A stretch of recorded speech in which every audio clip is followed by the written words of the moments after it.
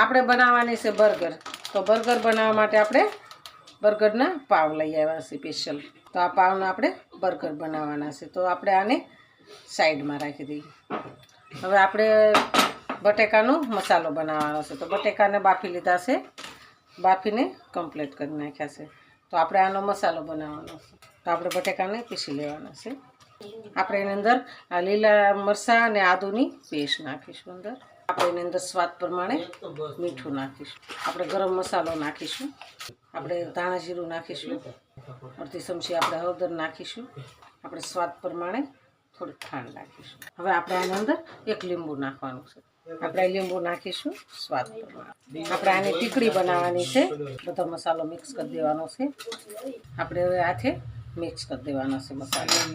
મસાલો આપણો મિક્સ થઈ ગયો છે. આપણો મસાલો કમ્પ્લીટ થઈ ગયો છે.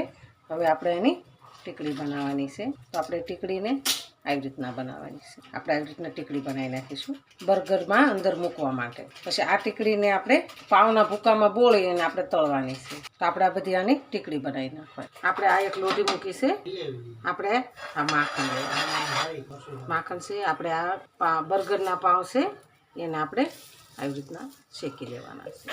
ગેસ ધીમો રાખવાનો છે.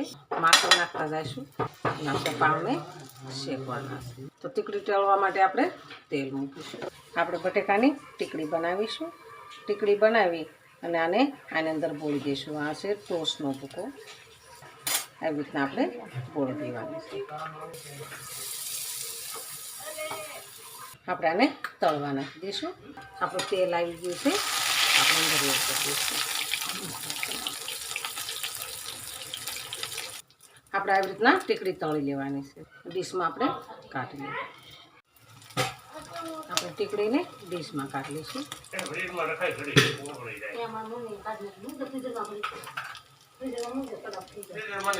આપણે બનાવીશું બર્ગર. બર્ગર બનાવવા માટે આપણે પાવને સરસ શેકી લીધા છે. બર્ગરના પાવ સ્પેશિયલ છે. આપણે ઉપર શેઝવાન ચટણી લગાવીશું. શેઝવાન ચટણી લગાવી દીધી છે. હવે આપણે ઉપર ચાટ મસાલો નાખીશું. આપણે આના ઉપર એ ચાટ મસાલો નાખીશું. ચાટ મસાલાથી ટેસ્ટ એનો વધારે આવે છે. આપણે ઉપર માયોનીઝ નાખીશું. જેવો ટેસ્ટ કરવો હોય એ પ્રમાણે આપણે એડ કરીશું. આપણે ઉપર ટામેટા સોસ નાખીશું. આપણે 3 સોસ નાખ્યા છે. એનો સરસ ટેસ્ટ આવે છે. તો હવે આપણે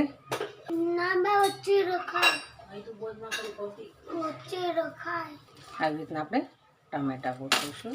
આપણે મૂકીશું ઉપર ટીકડી મૂકવાની છે. એના ઉપર આપણે કાકડી નાખી મૂકીશું. શિમલા મિરચાંના ટુકડા એડ કરીશું. આપણે ચીઝની સ્લાઇસ મૂકવાની છે. ઉપર નાખીશું આપણે ચાટ મસાલો.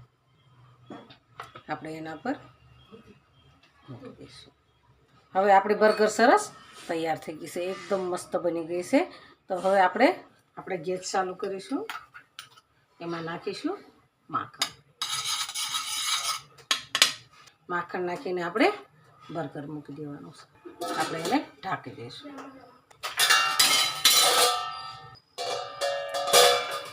આપણે આ ડીશમાં કાઢી લઈશું. આપણે હવે ઉપર ચીઝ નાખીશું.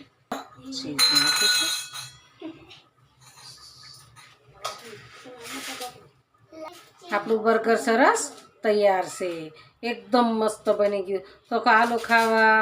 જો અમારો વિડીયો ગમે તો લાઈક, શેર અને સબસ્ક્રાઈબ કરી દેજો. રાધે રાધે.